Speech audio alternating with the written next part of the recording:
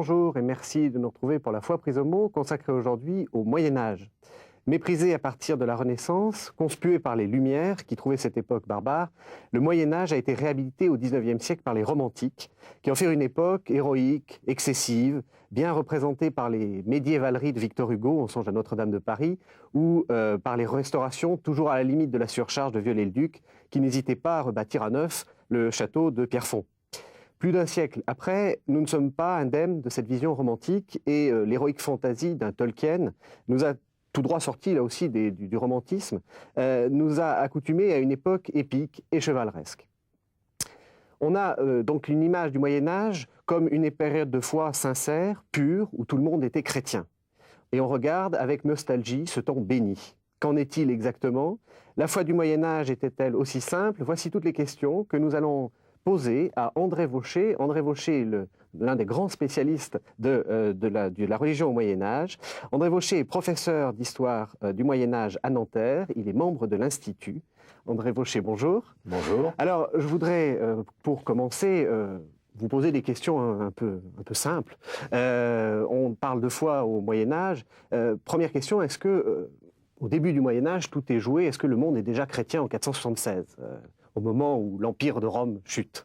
Non, absolument pas. Et quand on parle du Moyen-Âge, il ne faut jamais oublier qu'il a duré près de 1000 ans et que donc il a connu une évolution qui a duré longtemps, qui a été complexe. Alors au départ, on a effectivement un empire romain qui, à la fin du 5e siècle, est à peu près christianisé dans les pourtours de la Méditerranée, qui sont vraiment les berceaux, surtout l'Orient, du christianisme.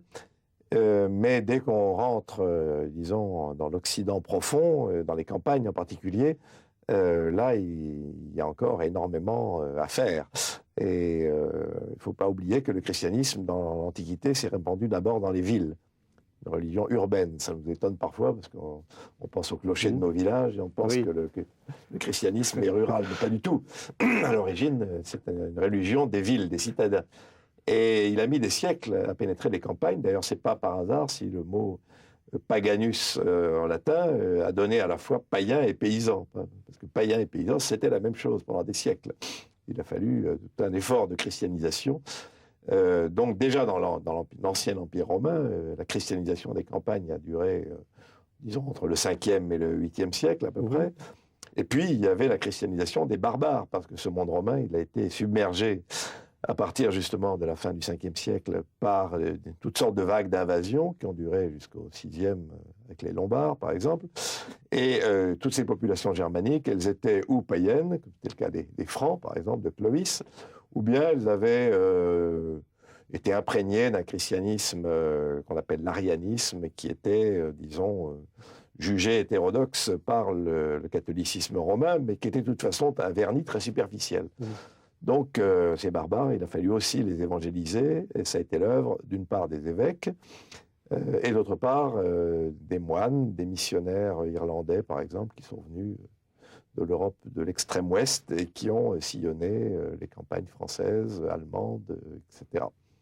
Voilà, donc une œuvre de longue haleine, et qu'il a fallu sans cesse reprendre, parce qu'on a eu au 9e, 10e siècle de nouvelles vagues d'envahisseurs, les Normands, par exemple, les Hongrois, les Slaves dans le monde oriental. Et donc, la christianisation de ces nouvelles peuplades, ou ces nouveaux peuples, a été aussi une entreprise qui s'est étalée souvent sur un siècle ou deux. Voilà, donc pratiquement pour arriver à une Europe globalement chrétienne, il faut attendre, je dirais, l'an 1000, ou à peu près. Alors, je vous propose une autre image d'Épinal, le Seigneur Pape, le Pape Tout-Puissant, avec deux images qu'on trouve dans les manuels d'histoire, Canossa et la papauté d'Innocent III. Est-ce que c'est si vrai que ça? Est-ce que le pape est aussi puissant? Alors là aussi, il faut distinguer selon les époques. L'époque que je viens d'évoquer, le Haut Moyen-Âge, n'est pas du tout une période de puissance de la papauté. La papauté a un prestige parce que le pape est l'évêque de Rome, que Rome, l'image de Rome, le souvenir de Rome reste très présent dans les mémoires. Mais disons que c'est une primauté d'honneur, sans plus. Le pape n'a pas d'autorité, en dehors de l'Italie, n'a pas d'autorité sur les évêques, qui dépendent beaucoup plus des souverains que de Rome. Le pape est très contesté aussi par les l'Église orientale. Le patriarche de Constantinople considère qu'il est au moins l'égal du pape. Bref, la papauté, je dirais, jusqu'au début du XIe siècle, a plutôt un profil bas. Et d'ailleurs, Charlemagne, quand il vient se faire couronner à Rome, considère que c'est lui, il le dit très nettement au pape, c'est lui le chef du monde chrétien, c'est lui le chef de l'Empire, c'est lui qui a été voulu par Dieu pour commander à la chrétienté. Le pape est en quelque sorte l'aumônier de l'empereur, c'est lui qui prie pour le succès de ses batailles ou de ses campagnes militaires. Et voilà, et le pape a des situations tout à fait honorables, mais il n'est pas le premier dans le monde chrétien. Et alors justement, Canossa, c'est un peu un symbole, c'est devenu un symbole, mais à juste titre, parce qu'à partir du milieu du XIe siècle commence un mouvement qu'on appelle la réforme grégorienne, parce qu'il est, disons, la figure emblématique de ce mouvement, c'est le pape Grégoire VII, qui a régné précisément dans ces années-là, autour des années 1070, et qui a entrepris donc de libérer l'Église de la tutelle du pouvoir. Et ça, c'est une très très grande révolution, parce que c'est le début d'un processus, non pas de séparation de l'Église et de l'État, on n'est pas au XIXe ou au XXe siècle, mais de distinction. Parce que jusque-là, il y avait une confusion totale. L'empereur était à la fois chef politique et le chef de l'Église. Les rois, ceux qui ne dépendaient pas de l'Empire, jouaient le même rôle dans leur royaume. Et donc l'Église était soumise à la tutelle de l'État, du pouvoir temporel. Mais ce pouvoir temporel était en même temps religieux. Donc il y avait, si vous voulez, on est jusqu'au XIe siècle dans la même situation que l'islam aujourd'hui. Et la grande révolution qui fait justement que l'Occident va diverger par rapport au monde musulman, c'est la distinction des pouvoirs religieux et temporels à partir du XIe siècle. Et alors c'est là que la papauté va commencer à monter en puissance, parce que c'est elle qui a pris l'initiative, non pas de cette rupture, mais de ce combat, pour dissocier temporel et spirituel. Et dans la mesure où ce combat a réussi, la réforme ce combat, en plus, a été lié à un mouvement de réforme de l'Église, eh bien, à partir du XIIe siècle, une fois, Canossa, c'est une date symbolique, mais c'est surtout au XIIe siècle que la papauté vraiment l'emporte sur l'Empire, arrive à se dégager de la tutelle de l'empereur, parce qu'il y a toujours des empereurs. On connaît en France que Charlemagne, mais il y a Frédéric Barberousse, puis plus tard il y aura Frédéric II. Jusqu'au XIIIe siècle, l'empereur est un personnage qui compte beaucoup en Occident encore. Donc la papauté s'émancipe de sa tutelle et finit même au XIIIe siècle par l'emporter sur l'empereur et faire passer l'Empire sous sa propre tutelle. Donc à ce moment-là, c'est Innocent III. Entre Innocent III et Innocent IV, les deux grands papes de la première moitié du XIIIe siècle, là, véritablement, l'Église devient la première puissance en Occident. Et les empereurs, il y en a toujours, mais ils vont être, disons, passés au second plan. Et alors, comment réagissent les rois? On a l'image du roi très chrétien, Saint-Louis, soyons. C'est quand même un empiètement sur leur pouvoir. Non, parce que l'Église ne veut pas dépendre du pouvoir. Et le pouvoir impérial, dans la mesure où il était un pouvoir sacré, il se présentait comme un pouvoir sacré voulu par Dieu, avait une vocation, ou avait eu vocation à diriger l'Église, comme c'était le cas dans l'Empire byzantin, où c'était l'empereur qui nommait le patriarche qui dirigeait l'Église. À partir du XIIe siècle, donc cette situation n'existe plus, mais les rois étaient moins dangereux pour l'Église, dans la mesure où quand même, ils n'étaient rois que dans un royaume, tandis que l'empereur avait une vocation, comme successeur lointain de Constantin, à diriger tout le monde chrétien. Oui. Donc avec les rois, on pouvait s'entendre. Il y a eu d'ailleurs très vite des compromis ou des concordats entre la papauté et les divers royaumes, en partie la France et l'Angleterre, dans lesquels la papauté reconnaissait au roi le droit de contrôler, par exemple, les nominations des évêques, de façon à garder quand même un certain contrôle sur l'Église nationale, parce qu'à l'époque, on est encore dans le cadre d'Église nationale. Il y a l'Église gallicane, il y a l'Église anglicane, etc. Chaque Église dépend étroitement de son roi. Oui. Donc, on arrive à trouver des compromis entre la papauté et les royaumes et les rois, parce que le roi n'a pas de prétention universelle, alors que le pape se considère, lui, comme le chef de l'ensemble de la chrétienté occidentale et prétend même diriger toute l'Église. Alors, dans la pratique, ça ne s'est pas fait facilement. Il suffit de penser au meurtre de Thomas Becket, pas l'assassinat de Thomas Becket dans sa cathédrale en 1170 par le roi d'Angleterre, sur les ordres du roi d'Angleterre, qui justement était en conflit à ce moment-là avec l'Église, parce qu'il voulait continuer, comme avant, à faire la pluie et le beau temps, à nommer les évêques, à distribuer les monastères à qui il voulait, etc. Donc, le meurtre de Thomas Becket, c'est évidemment un incident majeur, mais la réputation de sainteté de Thomas Becket a été telle que finalement, cet assassinat a servi la cause de l'Église et pas celle de l'État, et que les rois d'Angleterre sont rentrés dans le rang, sont devenus des sujets très, très respectueux de la papauté au XIIIe siècle. Merci André Bauchet.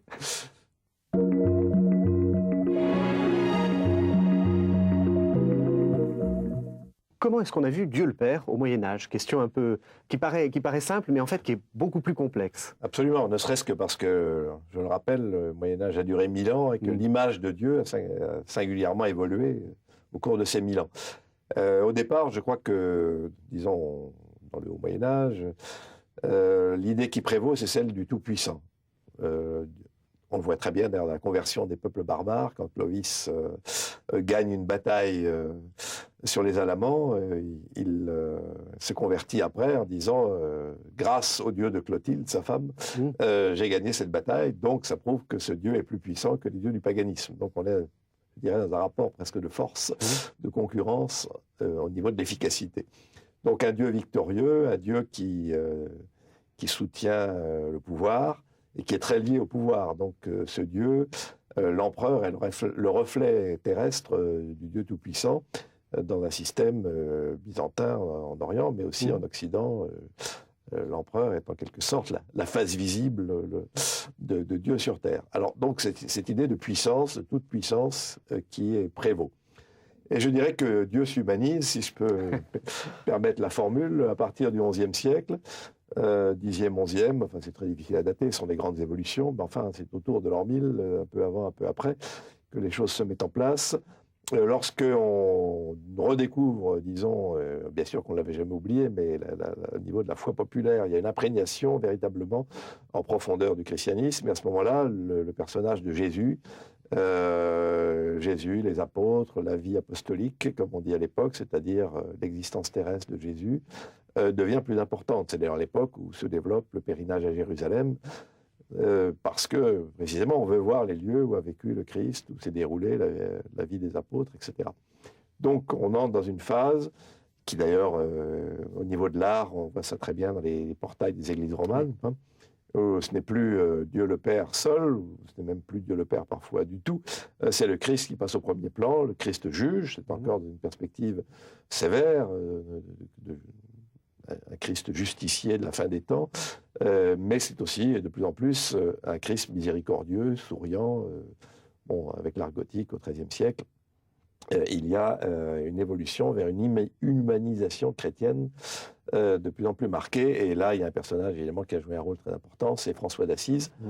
Non pas que François d'Assise n'ait pas eu le sens de la transcendance divine, au contraire, il l'avait au plus haut point, mais il met bien l'accent sur le fait que Dieu est à la fois le Très-Haut, le Tout-Puissant, et en même temps le Très-Bas, c'est-à-dire le Dieu qui s'est incarné, qui a vécu dans la pauvreté et dans la précarité, qui a souffert et qui met et donc François d'Assise, et avec lui la piété de son temps, mettent l'accent de plus en plus sur la passion du Christ. C'est ce qu'on appelle la Devotio Moderna, c'est ça? Alors, Devotio Moderna, c'est encore un peu plus tard, c'est au XVe siècle, lorsque la perspective devient plus trinitaire. À ce moment-là, on a vraiment intégré la dimension aussi du Saint-Esprit, qui avait été un peu oubliée dans les siècles précédents. Et d'ailleurs, on le voit, là encore, l'art est un bon reflet, puisqu'on voit souvent dans les statues de l'époque ou les peintures de l'époque, un Dieu le Père qui est représenté comme un vieil homme, très majestueux, un souverain. Et puis, il y a un fils qui est généralement représenté comme un gisant ou comme un homme qui a souffert avec la couronne d'épines, etc. Donc, et puis, il y a une colombe qui les relie l'un à l'autre. Et alors, on a cette présentation trinitaire. Et donc, on met bien sûr l'accent sur l'humanité du Christ, mais on met aussi l'accent sur la communication entre les deux par l'intermédiaire de l'Esprit Saint. Et alors, est-ce que du coup, la figure de Dieu le Père est en retrait? C'est-à-dire que la montée en puissance du Christ, si je puis dire, fait une sorte par vase communicant? Oui, d'abord parce qu'il est, au niveau de l'art, il est beaucoup plus difficile de représenter Dieu que le Christ et que la Vierge, puisqu'on va aussi en parler. Mais c'est vrai que ça correspond aussi à une évolution théologique, puisque on a récupéré, à partir du XIIe, XIIIe siècle, cette idée que finalement nous connaissons Dieu qu'en Jésus-Christ. Et donc ce qu'il faut montrer, ce qu'il faut prêcher, ce qu'il faut annoncer, c'est Jésus et Jésus crucifié, pour reprendre des paroles de saint Paul. Mais c'est exactement la perspective de l'époque, c'est-à-dire qu'on montre de plus en plus le Christ souffrant et de moins en moins le Christ triomphant. Donc il y a une différence d'accent. Et à la fin du Moyen-Âge, ça finit par devenir parfois un peu morbide. On finit par ne montrer qu'un gisant, un sépulcre, un tombeau, en liaison avec une époque où le pathétique prend le dessus, disons, sur le sens théologique peut-être. Alors justement, vous avez parlé de la Vierge Marie. Est-ce que je dis une grosse bêtise en disant que le Moyen-Âge est une époque mariale? On a cette impression-là. Là aussi, encore une fois, il faut situer une perspective évolutive. Je dirais que le haut Moyen-Âge n'est pas très marial. Parce que justement, il est peut-être un peu obnubilé par la majesté de Dieu et donc beaucoup moins par son humanité. Et il est évident qu'à partir du moment où on redécouvre davantage le rôle du Christ, constitue le Christ dans son contexte historique avec ses apôtres, mais aussi sa mère, bien sûr, il y a un développement considérable de la piété mariale qui est propulsé, on peut le dire, par Cluny, puis ensuite par Cîteaux, par les principaux ordres religieux, monastiques et religieux ensuite, les ordres mendiants, ont énormément contribué à diffuser la piété mariale. Et ça se traduit, là encore, il faut toujours penser à l'art, parce que l'art est le reflet quand même, d'une large mesure, de la spiritualité. Et dans l'art, on voit de plus en plus, au Borgia cathédrale, des couronnements de la Vierge, par exemple, Jésus couronnant son Fils. À ce moment-là, Dieu est ou à l'arrière-plan, Dieu le Père est à l'arrière-plan, ou même complètement absent, représenté simplement par la colombe du Saint-Esprit, à tel point qu'on en vient parfois à se demander si la Trinité à laquelle croyaient les gens, c'était pas le Père, le Fils, l'Esprit et la Vierge, parce que la Vierge prend une telle importance que certains chroniqueurs arabes ou juifs se moquent un peu des chrétiens en disant mais votre Trinité c'est pas tellement Père, Fils, Saint-Esprit, c'est Fils, Esprit, Mère. Voilà, donc il y a un accent, ça c'est une situation limite évidemment, mais il y a un accent mis sur Marie et sur l'incarnation qui est une donnée fondamentale des derniers siècles du Moyen-Âge, je dirais entre le XIIe et le XVe siècle. Et c'est pas par hasard que presque toutes les cathédrales sont dédiées à la Vierge Marie à cette époque-là, à Notre-Dame. Et justement, Notre-Dame, est-ce que c'est l'image que l'on a actuellement d'une Vierge compatissante ou plutôt d'une Vierge impératrice, une Vierge Alors, au début, puissante? Au début, c'est une Vierge en majesté, parce que Dame... c'est pas n'importe quelle, c'est pas n'importe quoi, c'est Madame, c'est Domina, donc la maîtresse. Donc effectivement, au début, on a plutôt des vierges hiératiques qui sont en même temps des symboles de l'Église, parce que très, très tôt, on développe cette équivalence que Marie est la figure de l'Église. Donc si on représente Marie en majesté, c'est aussi une manière de représenter l'Église. Mais là aussi, comme vous le savez, il y a une évolution très rapide. Au XIIIe siècle, on commence à avoir des vierges à l'enfant, des vierges allaitantes. Au XIVe, XVe, on a des vierges qui se penchent sur le corps du Christ déposé de la croix. Donc il y a toute une évolution du sentiment religieux, mais dans laquelle la Vierge joue un rôle absolument fondamental. Et puis la Vierge est aussi beaucoup plus importante au niveau, je dirais, des sanctuaires. Il y a de plus en plus de sanctuaires mariaux. Il y a une véritable invasion à ce niveau-là de la mariologie dans tout l'Occident, surtout au XIVe, XVe, en liaison avec la peste, avec toutes sortes tous les troubles qu'a connus cette époque extrêmement difficile. Et du coup, la Vierge prend un rôle... La Vierge devient la protectrice, ouais. La Vierge de miséricorde avec son grand manteau, la Vierge qui guérit, la Vierge miraculeuse, la Vierge qui apparaît. Les apparitions mariales commencent.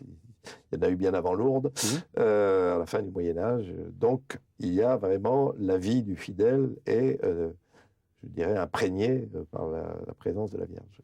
Merci André Bauchet.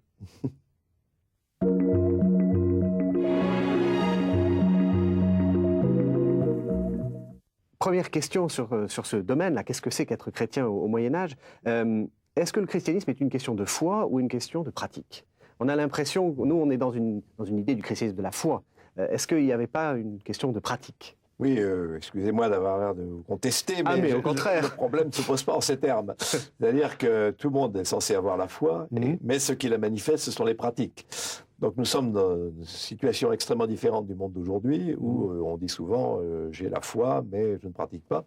C'est quelque chose d'absolument inimaginable au Moyen-Âge. Parce que si on a la foi, on doit avoir les œuvres, et on doit avoir les pratiques, ne serait-ce que parce qu'un certain nombre de pratiques sont obligatoires, pratiquement, dans une société qui est, n'oublions pas, entièrement christianisée, enfin en dehors d'une minorité de juifs. Il n'y a que des chrétiens après l'an 1000 dans la société occidentale. Donc, il est par exemple impensable de ne pas faire baptiser un enfant, parce que ça fait partie... Enfin, on accède à l'existence que si on est baptisé. Il n'y a pas d'état civil, donc le baptême, c'est à la fois l'entrée dans l'Église, mais aussi l'entrée dans la société. Donc, un enfant non baptisé n'a pas d'existence réelle.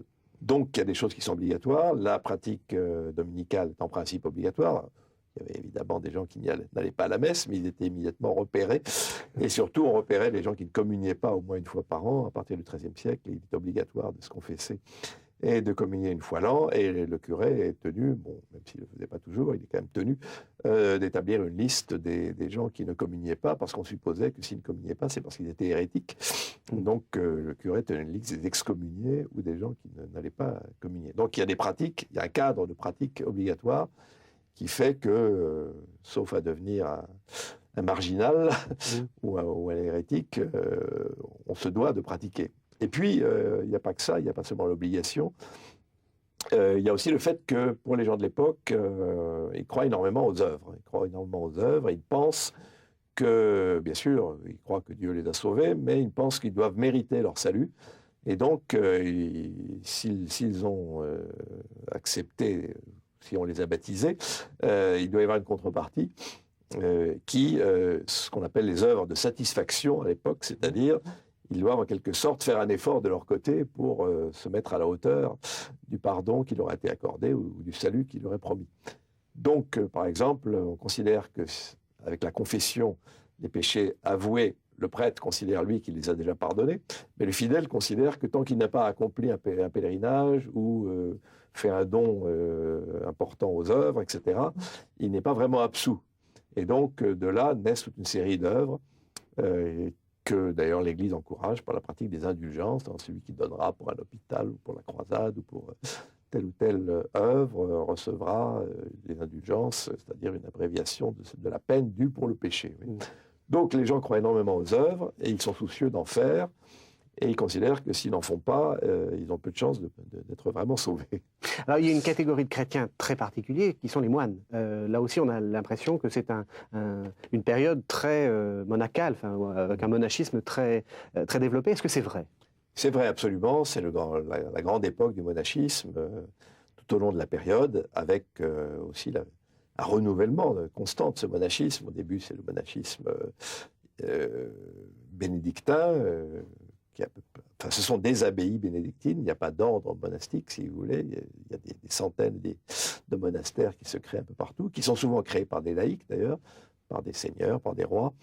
Qui est une manière de faire des œuvres, là voilà. Aussi. Oui. C'est souvent d'ailleurs des monastères familiaux ou dynastiques dans lesquels les grands de ce monde se faisaient enterrer avec leurs familles, leurs ancêtres, etc. Oui.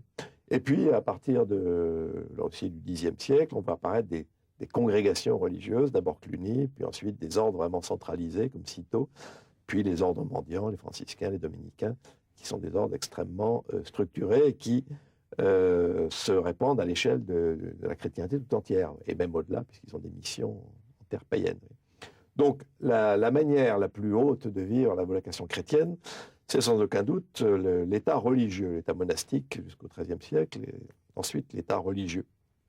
Et vraiment, là aussi, les gens sont persuadés que le moine est en quelque sorte le super chrétien, que le seul chrétien vraiment qui est sûr de faire son salut, c'est le moine. Il y a vraiment un prestige du monachisme extraordinaire, ce qui explique l'abondance des vocations et le fait qu'il existe non seulement des centaines d'abbayes, mais des milliers de petits prieurés où il y a parfois 2 ou 3 moines, ou moniales d'ailleurs, parce qu'il y a aussi les femmes, il ne faut pas les oublier.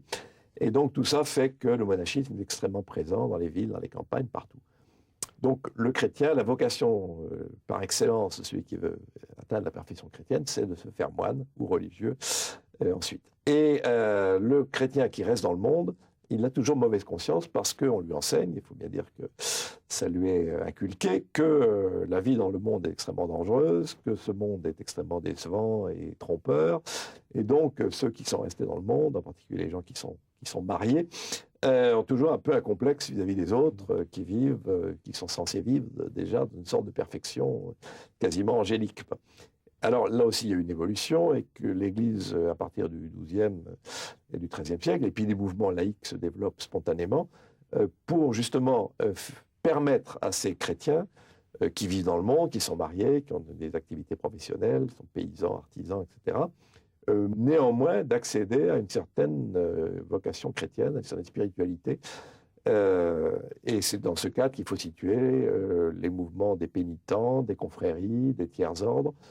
À partir de la fin du XIIe et surtout au XIIIe, XIVe, se développent toutes sortes de mouvements qui encadrent les laïcs, alors qu'ils ne sont pas obligatoires. C'est l'ordre de la religion volontaire, on y adhère si on veut, mais ça permet, y compris aux gens qui vivent dans le monde, d'accéder à une certaine vie spirituelle qui n'est peut-être pas aussi intense que celle des moines, mais qui quand même permet à chacun de s'épanouir sur le plan religieux. Donc on ne peut pas dire, comme l'ont dit un peu les romantiques, qu'il y avait des prêtres ignares, qu'il y avait une sorte d'élitisme des moines par rapport au bas peuple qui n'y connaissait rien et qui faisait une sorte de christianisme sociologique en fait. Alors là encore, il faut toujours se situer en perspective de la longue durée. Ce tableau, disons, est à peu près vrai pour le Haut Moyen-Âge et je dirais même jusqu'au XIIe siècle, où on a d'un côté les gens qui ont quand même pas oublié que les moines étaient les seuls à savoir lire dans la société de l'époque, les moines et certains clercs séculiers, et que la masse des laïcs, sauf quelques grands seigneurs nobles, était un culte. Donc il y avait ceux qui avaient accès à la parole de Dieu, qui pouvaient lire la Bible et les pères de l'Église, qui étaient les lectures de base de l'époque, et puis ceux qui n'y avaient accès que par l'intermédiaire de ce que les clercs leur en disaient, ou par les images, d'où le rôle des images fondamentales dans la pastorale de l'époque. Donc ça crée quand même un fossé entre ceux qui savent et ceux qui ne savent pas, ou qui savent à travers les autres. Oui. Et alors ce qui est intéressant, c'est qu'à partir du XIIIe siècle, justement, on commence d'abord à avoir des laïcs qui savent lire et écrire, y compris des femmes, dans les milieux bourgeois, pas encore paysans, mais bourgeois, et même dans certains milieux, une élite paysanne parfois. Et puis on commence à traduire, c'est nouveau, des textes religieux, des textes bibliques ou des textes sacrés en langue vulgaire. Et au XIVe, XVe, on a une grande diffusion de cette littérature en langue vulgaire pour les laïcs. Donc, à la fin du Moyen-Âge, on ne peut plus opposer un clergé ou des moines qui savent tout et des laïcs qui ne savent rien. Et les choses sont beaucoup moins tranchées. Et il y a une élite laïque qui revendique être aussi religieuse que les moines laïcs. Oui, et c'est là où on voit apparaître ce livre un peu bizarre qui est le livre d'heures. C'est-à-dire qu'on s'associe, en étant laïque, on s'associe à la prière des heures. Voilà, alors ça passe effectivement par la lecture du livre d'heures, qui est un peu l'équivalent de ce qu'est le missel pour les clercs. Le livre d'heures, ça permet, ce sont des textes en langue vulgaire, en français, avec beaucoup d'images en général, pour aider justement à la lecture. De jolis manuscrits. Des manuscrits magnifiques souvent, enfin, surtout quand ils sont commandés par des gens riches ou par des princes ou des rois. Et donc là, on a des textes, disons des textes liturgiques, mais qui viennent de la Bible en général, et qui permettent aux laïcs d'accéder précisément au texte biblique. Parce qu'il faut bien voir, à cette époque, on n'a pas de traduction intégrale de la Bible. Ça n'existe pas, ou en tout cas, c'est rarissime. Et donc, aucun laïc, ou presque, n'a lu la Bible. C'est une grande différence par rapport à aujourd'hui. Aujourd'hui, il suffit d'entrer dans une librairie ou de regarder un site Internet. À l'époque, il n'y a pas d'accès à la Bible, si ce n'est à travers donc, ce qu'ils entendent à la prédication, ce qu'ils voient dans les images, et ce qui leur est traduit, qui ne sont jamais que des morceaux choisis. Mais c'est à travers ces morceaux choisis que les laïcs sont parvenus à se faire une culture biblique. Merci André Bauchet.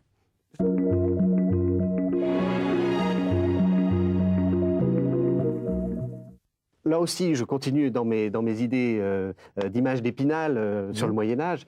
On a l'impression que le Moyen-Âge est un temps d'angoisse, où la question du salut est essentielle. Il faut faire son ciel, d'une certaine façon.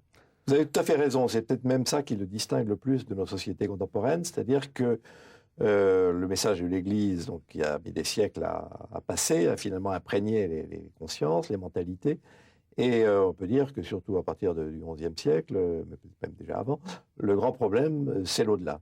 C'est l'au-delà, c'est-à-dire que les gens qui sont en ce monde considèrent qu'ils n'y sont pas seulement pour passer leur vie, mais que l'essentiel, c'est de gagner, de faire son salut, c'est-à-dire de s'assurer une éternité bien heureuse. Et ils orientent leur vie, ou ils sont censés orienter leur vie, en fonction de cela. Ça ne veut pas dire que tous les fait, mais c'est quand même la problématique qui domine. Mais, on n'est pas en ce monde uniquement pour faire les choses de ce monde, mais il y a un au-delà, et il faut faire en sorte que cet au-delà soit, si possible, heureux et non pas malheureux. Alors, justement, comment est-ce qu'on se le représente, cet au-delà? Il y a une sorte d'alternative, heureux, malheureux? Voilà, absolument. D'ailleurs, il suffit de voir là aussi les portails des églises romanes.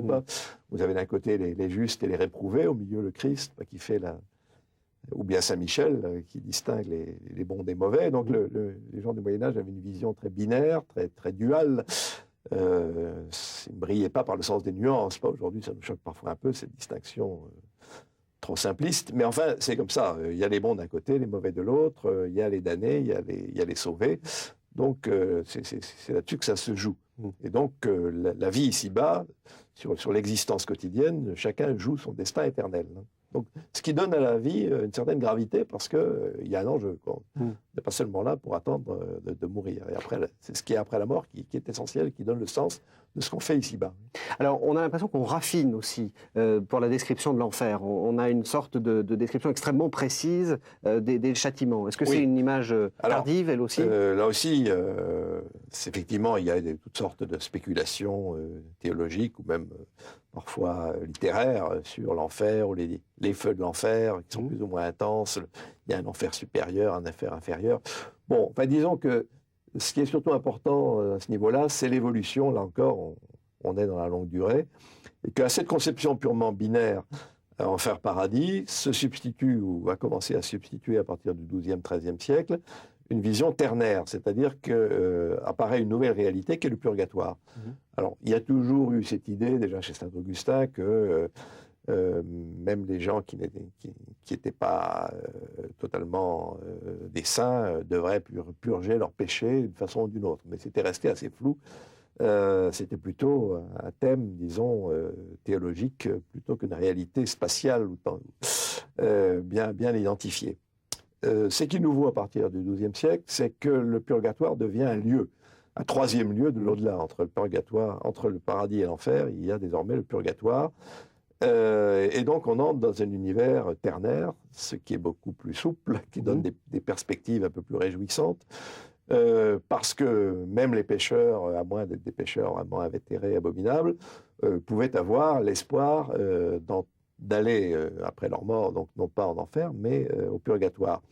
Et le purgatoire, ça se présente d'abord comme une sorte d'enfer, parce qu'on y brûle, on y souffre, mais il n'y a qu'une sortie, c'est du côté du paradis. Donc le purgatoire, c'est l'espoir. Alors l'espoir, et en même temps cet espoir, donc d'expier, l'obligation d'expier ses fautes avant d'entrer, de se purger avant d'entrer au paradis, mais en même temps, les autres peuvent vous aider à en sortir.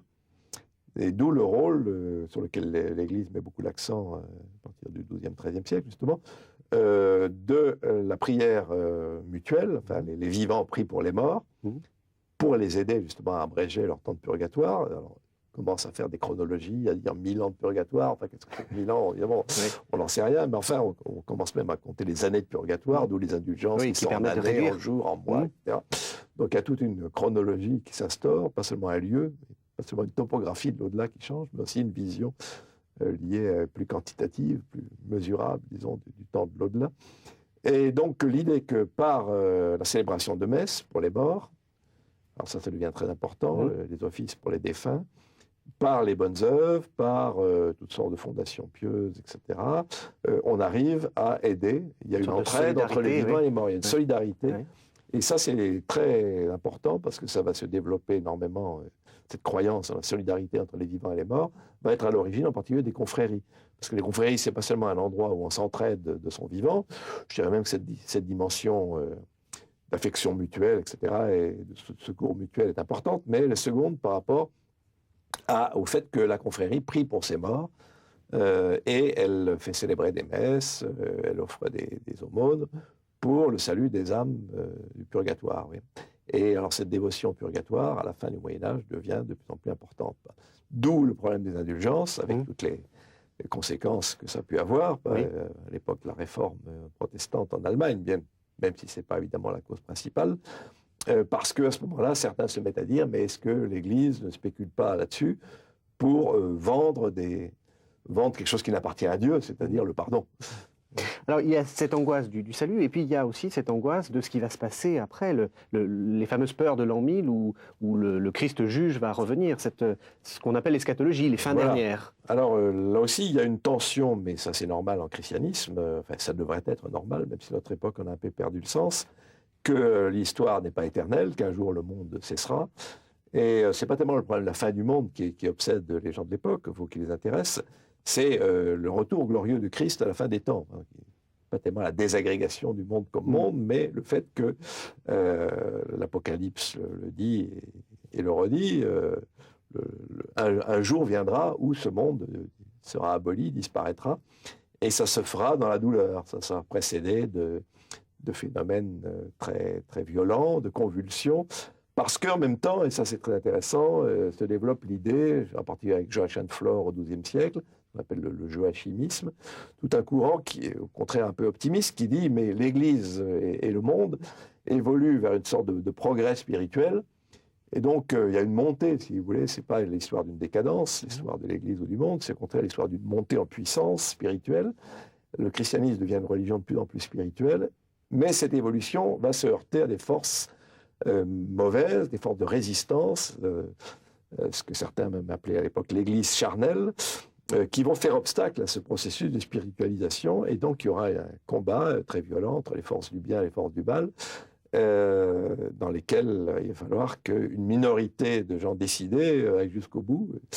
Et donc il y aura un combat contre la bête de l'Apocalypse, contre l'Antéchrist, parce que l'Antéchrist c'est un pseudo-Christ qui, à la veille, un peu de temps avant la fin du monde, viendra essayer de tromper, faire illusion, même chez les croyants. Oui.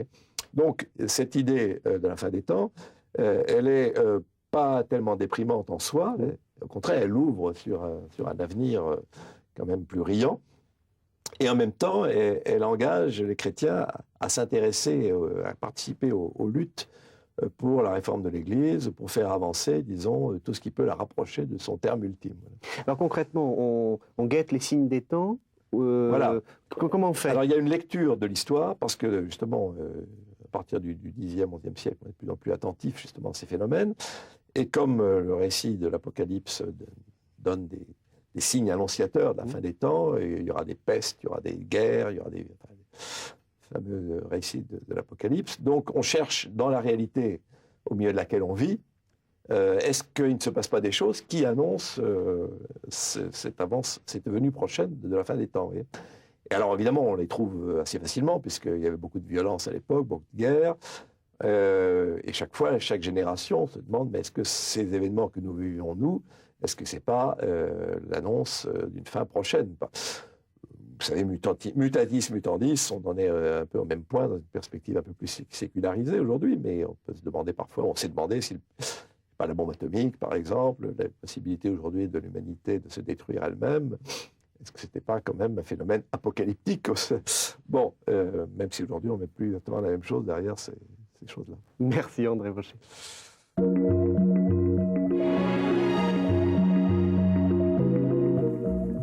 La chose que l'on dit souvent, et la critique rationaliste a beaucoup ricané là-dessus, pour dire que la foi du Moyen-Âge est une foi païenne, qu'on a mis dans des habits chrétiens, et que les saints du Moyen-Âge sont en fait des déesses ou des dieux christianisés. Est-ce que c'est vrai? Non, globalement c'est faux, et aujourd'hui tout le monde, en fait, les historiens sérieux ne croient plus à cette théorie qui avait été lancée à la fin du 19e, début 20e. Et donc, les saints ne sont pas les successeurs des dieux. Il y a une rupture à la fin de l'Antiquité, dans la mesure d'ailleurs où, dans le paganisme antique, il y avait des demi-dieux, des héros, mais il n'y avait pas de personnages véritablement correspondant à ce que le christianisme introduit de nouveau, qui est le saint. Le saint qui est d'abord le martyr. Il ne faut quand même pas oublier que tout le culte des saints, qui ensuite s'est développé après des formes très variées, naît d'abord de la dévotion au martyr. Donc le martyr, c'est quelqu'un qui est un témoin de la foi, qui reste fidèle jusqu'au bout dans l'épreuve. C'est ça qui définit le martyr, pas tellement la mort, le fait qu'il reste fidèle jusqu'au bout. Et qu'on considère donc que s'il est resté fidèle jusqu'au bout, c'est que Dieu a mis en lui, y compris dans son corps, pas seulement dans son esprit, une force, une puissance qui lui a permis de résister, de tenir bon, et que cette puissance, elle subsiste dans les reliques. Une fois qu'il est mort, les morceaux de son corps qu'on recueille, etc., les ossements, tout cela conserve quelque chose de cette force que le Christ a mis en lui. Donc, c'est du culte des reliques, si vous voulez, qu'il faut partir pour comprendre le succès du culte des saints au Moyen-Âge, et pas d'une pseudo-continuité. Alors, il y a pu y avoir des continuités sur tel ou tel site, par exemple, des sources sacrées qui ont été christianisées, mais ensuite, dans un deuxième temps, parce que les évêques évangélisateurs ont voulu, disons, neutraliser des lieux de culte antérieurs. Mais c'est un phénomène mineur par rapport à la nouveauté. Je ne peux pas m'empêcher de vous faire le coup classique des Vierges Noires, dont on dit que c'était des déesses de la fécondité. Oui, alors là aussi, enfin, on en est beaucoup revenu de tout ça. D'abord, les Vierges Noires, on se demande aujourd'hui, y compris les historiens d'art les plus sérieux, s'ils ne sont pas simplement des vierges noircies par la fumée des cierges. En tout cas, un certain nombre d'entre elles le sont certainement. D'autre part, dans le Cantique des Cantiques, il y a un passage qui dit « Je suis noire mais belle, nigra sum sed formosa ». Donc, on a fait des statues noires volontairement parce qu'on voulait mettre dans cette noirceur, non pas quelque chose de diabolique, mais un symbole de beauté. Donc, tout ça est un processus disons, pluriel. Il y a eu des innovations diverses, mais là non plus, il n'y a pas de récupération, à mon avis, du paganisme. Alors, revenons sur la question des reliques. Pour nous, c'est quelque chose de très étranger, ce culte des reliques, une sorte de force magique qui serait inclus dans la relique. Comment est-ce qu'on peut expliquer ça Alors là, justement, il faut revenir quand même au premier siècle du christianisme, qui a eu un rôle décisif dans l'origine du culte des saints. Donc ce sont les évêques qui ont les premiers, les grands évêques de la fin du IVe siècle, saint Ambroise à Milan, saint Augustin en Afrique, etc., qui ont lancé, disons, le culte des martyrs, qui est considéré, encore une fois, d'abord comme les témoins de la foi. Au niveau populaire, ça a été effectivement vécu surtout comme une source, disons, thaumaturgique, possibilité d'être guéri. Voilà. Donc, ça a été un instrument de christianisation efficace, surtout vis-à-vis des peuples barbares, qui, encore une fois, mesuraient ou voyaient le divin, surtout en termes de puissance. Donc, un Dieu est puissant s'il guérit, s'il donne la victoire, etc. Donc, les christianisateurs, les évêques, les moines des premiers siècles, ont beaucoup recouru aux reliques, parce que les gens de l'époque avaient besoin de signes concrets, de choses qu'on pouvait toucher, voir, et pas seulement, enfin, ils étaient culturellement d'un niveau extrêmement bas, et donc la théologie leur passait largement au-dessus de la tête. Donc, on a mis l'accent au niveau pastoral, entre le 5e et le 8e siècle, si vous voulez, sur les reliques, dans la mesure où c'était quelque chose qui était beaucoup plus concret que toute la spéculation qui était réservée aux moines, il faut bien le dire, et à une minorité d'évêques et de clercs qui étaient passés par les écoles, qui savaient le latin, qui étaient capables de lire la Bible, etc. Donc on a effectivement un phénomène de religion populaire qui ne fait que croître et embellir, parce que les reliques, à partir du 8e siècle, on commence à démembrer les corps saints. Avant, on avait le respect, il y avait une vieille loi de l'Empire romain qui interdisait de toucher aux cadavres. À partir du 7e, 8e siècle, en Occident, et même déjà avant en Orient, cette loi n'est plus respectée. Donc on considère que la moindre parcelle d'ossement a autant de puissance qu'un corps tout entier. Donc il y a une démultiplication. Et en plus, les régions qui n'avaient pas de martyrs, il y avait quand même pas mal de régions christianisées en Allemagne, par exemple, il y avait très peu de martyrs, ou pas du tout, en Angleterre. Bon, donc ces peuples veulent avoir des reliques eux aussi, et donc ils commencent à venir en pèlerinage, c'est là qu'on voit le lien entre reliques et pèlerinage. Ils viennent à Saint-Pierre de Rome, parce que là, ils savent que se trouvent les corps de Saint-Pierre et de Saint-Paul, enfin, Saint-Pierre, le corps de Saint-Pierre, et à Saint-Paul, les murs, le corps de Paul. Et en particulier, c'est le cas des peuples qui ont été convertis par des missionnaires venus de Rome, comme les Anglais, enfin les Anglo-Saxons, qui développent donc le pèlerinage à Rome. Oui. Puis après, ce sera les Scandinaves, etc. Donc, il y a une diffusion énorme du culte des reliques qui explique la multiplication du nombre des sanctuaires, parce qu'on diffuse des reliques de martyrs prestigieux, puis il y a des reliques de Sainte Marie-Madeleine qu'on trouve à Vézelay, puis on les retrouve à Saint-Maximin. Donc tout cela développe énormément de sanctuaires, et donc on commence à se rendre en pèlerinage à ces sanctuaires. Alors le pèlerinage, justement, qu'est-ce que ça signifie? C'est une œuvre, ça fait partie des œuvres de piété? Alors le pèlerinage, c'est d'abord une pratique pénitentielle, c'est-à-dire que ça a commencé d'ailleurs assez tard. Il ne faut pas croire qu'il y a toujours eu des pèlerinages. Il y a eu des pèlerins à Rome au Mont-Saint-Michel, mais pas le Mont-Saint-Michel français, celui de Pouille en Italie du Sud, où était apparu l'archange. Donc les premiers pèlerins vont en Italie, vont à Rome, et ils vont au Mont-Saint-Ange, comme on dit, dans le Gargano, au nord de la Pouille. Mais c'est encore une élite très restreinte, et puis on va surtout en Jérusalem. Jérusalem est quand même le but de pèlerinage par excellence, et la croisade n'est qu'une forme militaire armée de pèlerinage. On ne peut jamais l'oublier, ce n'était pas des expéditions coloniales, c'était des pèlerinages. On n'allait pas pour se tailler un royaume ou faire fortune, même s'il y en a qui l'ont fait, mais ce n'était pas l'objectif majeur. Et c'était un pèlerinage pour regagner, reconquérir les lieux où avait vécu le Christ. D'où le fait qu'une fois que la croisade est terminée, les gens rentraient chez eux. S'ils avaient voulu coloniser, ils seraient restés. Seule une infime minorité est restée. Alors, Jérusalem, Rome, il y a quelques grands pôles, comme ça, le Mont-Saint-Michel. Et ensuite, alors avec la démultiplication des reliques, justement liées à la division des corps, des martyrs, etc., commencent à se créer des sanctuaires moins importants, mais quand même très importants, parce qu'ils attirent de plus en plus de monde, comme les sanctuaires liés aux apôtres. Alors, Saint-Jacques de Compostelle, le corps de Saint-Jacques, à partir du 9e, 10e siècle, la grande époque du Saint-Jacques de Compostelle, c'est 11e, 12e. Et puis Sainte Marie-Madeleine à Vézelay, etc. Et puis des pèlerinages mineurs pour des saints locaux. Et alors la grande nouveauté à la fin du Moyen-Âge, c'est l'invasion mariale, c'est-à-dire qu'il y a de plus en plus de pèlerinages dédiés à la Vierge qui liés soit à des apparitions, soit à des